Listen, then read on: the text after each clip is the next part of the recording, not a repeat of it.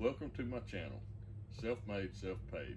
I'm sitting here in the corner office of my woodworking business that I purchased with zero money down. I have noticed there's a lot of interest in people wanting to be able to do that. So with that, I thought I would share my story. I started a woodworking business about 20 years ago and worked with it, built it up some.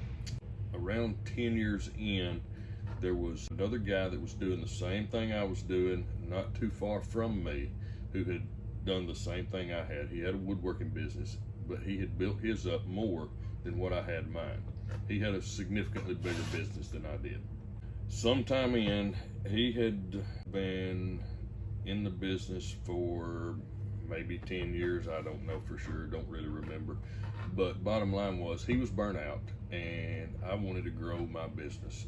So I came and sat with him and talked with him about purchasing his business. He gave me a price. I took that price, got on the internet, sat down, looked up all the equipment he had. One of the benefits with this purchase was there were significant amount of tangible assets, which helped in the financing process. There was real estate that came with it, a building, plus woodworking equipment, a significant amount of it. We took that information, I took a list of all the equipment that he had, I looked it up on the internet, got some estimated prices if I wanted to just go and purchase each individual machine, what would I be looking at as far as cost. So we went through that process to come up with an appraised value per se on the equipment.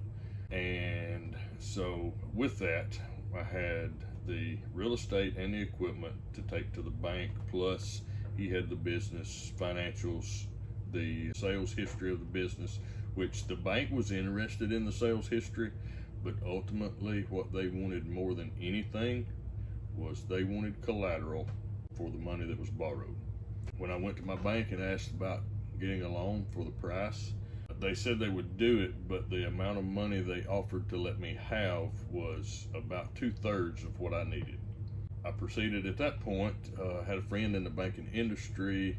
I contacted him and asked him some questions, and the bank that he worked with would finance a much larger percentage. With that, I took that information to the bank, and after I had talked to the friend of mine that told me the other bank would do more, I called my local bank, and I was frustrated because of the difference in a bank I'd never dealt with before was willing to do more than the bank I had dealt with my entire life. And this was just a small hometown bank. Actually, both of them were. One I had dealt with my whole life, one I had never dealt with. So I took the information, I called the president of my personal bank and actually wanted to set up a meeting with him just to let him know I was actually frustrated. At this point, I'd given up, decided I was not going to be able to purchase the business. So I just wanted to go in and tell the guy how I felt about them not being willing to loan me as much money as a bank I've never dealt with before. So I went in and explained that to him, told him I was disappointed in my local bank, that another bank was willing to do more than they were. And the guy proceeded to tell me that someone a number of years ago had stuck their neck out for him, went out on a limb for him, and that is why he was where he was at today. So he told me then that him and my loan officer would go together to bat for me at the next loan committee meeting. So when they did, they contacted me back and made me an offer that made it to where I could actually purchase the business. They did not finance 100%, but they got very close. They were close enough that the previous owner of the business was willing to work a deal out with the remaining part. So he financed a very small portion. There was online payments. We received online payments on our computer system, and so we left the online payments that came in to go to his account until that remaining balance of what I owed him was met. But a number of things to take into consideration with this. Everything is negotiable. The price that the guy gave me on this business, his asking price, he was negotiable. The amount the bank was willing to loan was negotiable. Everything is negotiable. That is one of the biggest things I've learned throughout this process. If you're wanting to purchase an existing business, be careful about the numbers that you see. The numbers on paper are not always real accurate. They usually are fairly close. You can usually depend on pretty much what you see on paper, but there's going to be more to it than what you see on the paper. But with that being said, typically if a business owner is selling out, there's going to be a reason for it. Number one, for me on this particular deal, was the business owner was burnt out. He did not want to do it anymore. He was closing up and selling out one way or another. So he was a motivated seller, which increases the amount he's willing to negotiate on.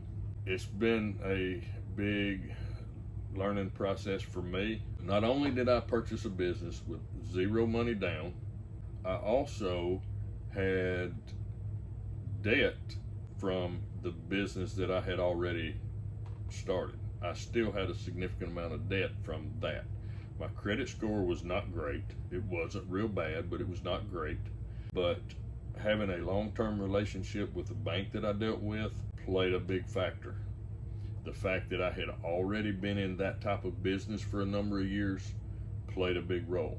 The bank knew that if I could not run the business, that there was no way I could pay it back without just selling off assets. But with that being said, they were satisfied that there was enough assets to stand behind for the most part, the money. Banks don't really like to loan money on used woodworking equipment. But it worked out for me. It's working out fine. I've learned a lot of lessons over the years. I've made a lot of financial mistakes over the years, and I should have never still been in debt from my first business startup. But I didn't focus on trying to get out of debt. If I made more money than what was necessary to pay the bills, I put it in my pocket. But that was a mistake, and I see that now, and I've learned a lot from it. But with that, you have to learn and move on from your mistakes. Try not to make the same ones over and over.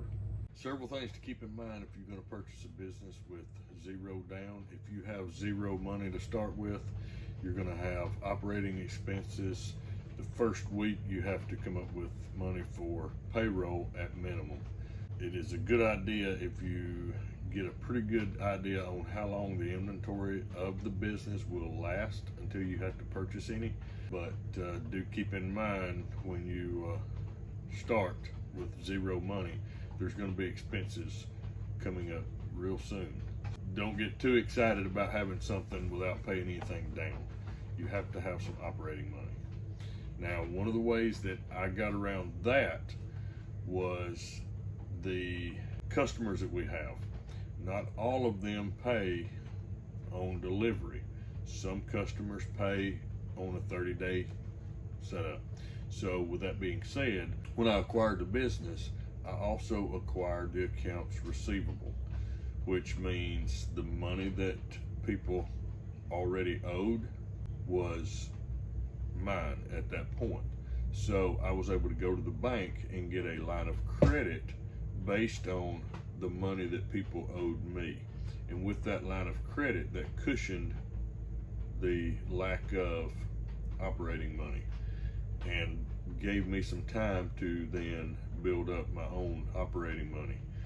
So you need to think everything all the way through before jumping in.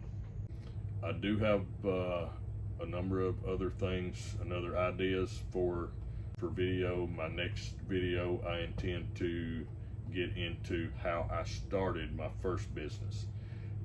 I started that while working a full-time job and managed to get it built up enough to quit my day job. And I will give that story on the next video. Don't forget, if you like the video, like, subscribe, share. We will have more, have a number of these lined up, so stay tuned and we'll see you next time.